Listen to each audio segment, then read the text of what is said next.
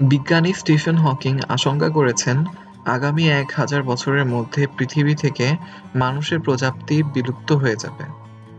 এই খ্যাতিমান পদার্থবিজ্ঞানী মনে করেন, পৃথিবীর পরিবর্তে অন্য কোনো গ্রহে নিবাস গড়ে তুলতে পারলে মানুষের টিকে থাকার সুযোগ রয়েছে। অক্সফোর্ড ইউনিয়নে দেওয়া এক বক্তব্যে পৃথিবী থেকে মানুষের হারিয়ে যাওয়ার বিষয়ে কথা বলেন স্টিফেন হকিং।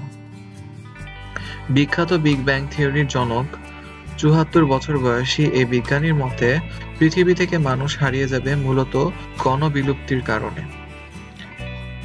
হকিং বলেন, ভবিষ্যৎ মানবতার স্বার্থে মানুষকে মহাশূন্যে যাওয়া অব্যাহত রাখতে হবে। আমি মনে করি না যে ভঙ্গুর এই পৃথিবী থেকে পালাতে না পারলে আমরা আরো ১,০০০ বছর টিকে থাকতে পারবো। এর আগে হকিং সতর্ক করে বলেছিলেন, পারমাণবিক যুদ্ধ, কৃত্রিম তৈরি জেনেটিক্যাল ভাইরাস এবং বৈশ্বিক উষ্ণতার কারণে মানুষের অস্তিত্ব হুমকির মুখে পড়তে পারে। তবে অক্সফোর্ড ইউনিয়নে দেওয়া বক্তব্যে ভবিষ্যৎ পৃথিবী সম্পর্কে নতুন কিছু সতর্কতার কথা জানান হকিং।